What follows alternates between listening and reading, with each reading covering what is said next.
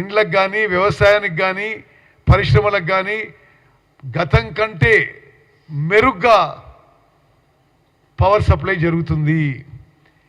ఏదో ప్రొక్యూర్మెంట్ గురించి మాట్లాడతారు. లాస్ట్ ఇయర్ ఇదే తారీఖున అప్పుడున్న టీఆర్ఎస్ ప్రభుత్వం 13 లక్షల మెట్రిక్ టన్నుల ధాన్యం కొనుగోలు చేస్తే మా ప్రభుత్వం రెండింతలు అదే తారీఖున 25 లక్షల మెట్రిక్ టన్నులు ధాన్యం కొనుగోలు చేసినాము. అకాల వర్షాల వల్ల దెబ్బతిన్న డ్యామేజ్ అయిన పంటకి ప్రొక్యూర్మెంట్ సెంటర్కి వచ్చిన ధాన్యానికి అన్ని విధాలుగా రైతులని ప్రభుత్వం ఆదుకుంటుంది. మేము ఈ ఎన్నికల్లో అద్భుత విజయం సాధించబోతున్నాం.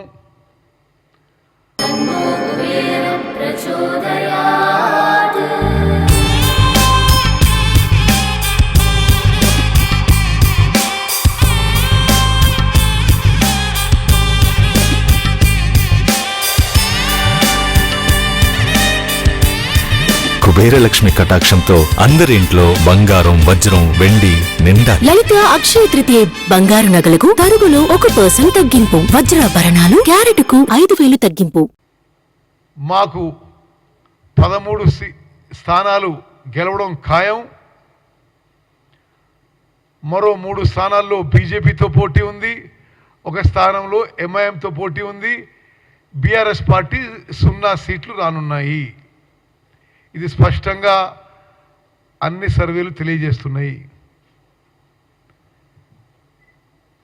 5 ఏళ్ల పాటు సుస్థిర ప్రభుత్వం ఇచ్చి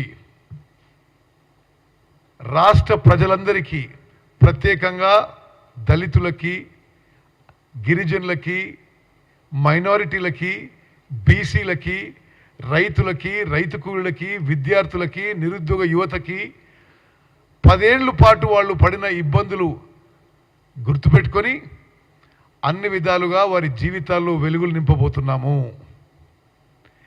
ఎన్నికలు కాగానే అర్హులైన వాళ్ళందరికీ కొత్త రేషన్ కార్డు ఇస్తాము. ఇల్లు కట్టే స్కీమ్ కూడా మొదలుపెట్టినాము. అర్హులైన వాళ్ళందరికీ కూడా ఇల్లు మంజూరు చేసి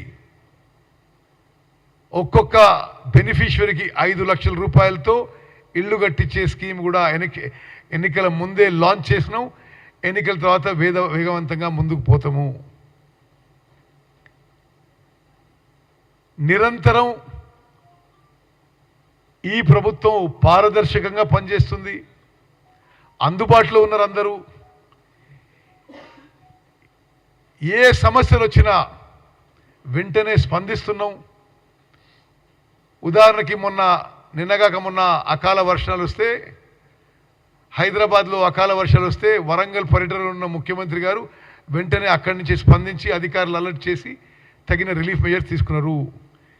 నేను ఎక్కడో ఉంటే ఆ రాత్రి నిర్ణయం తీసుకొని రాష్ట్రంలో ఎక్కడున్న ధాన్యం కూడా తడిస్తే ఎంఎస్పీకి ధర కొనుగోలు చేస్తామని హామీ ఇచ్చినాము. తుమ్మల నాగేశ్వరరావు గారు అగ్రికల్చర్ మినిస్టర్గా ఇక్కడిక్కడ పంట నష్టం జరిగినా ఆ కంపెన్సేషన్ ఇస్తామని చెప్పి హామీ ఇవ్వడం జరిగింది. ఆ విధంగా చీఫ్ మినిస్టర్ కానీ, డిప్యూటీ చీఫ్ మినిస్టర్ కానీ, క్యాబినెట్ మంత్రులందరం కూడా 11 మంది మంచి ఒక క్రికెట్ టీం లాగా, ఒక ఛాంపియన్షిప్ విన్నింగ్ టీం లాగా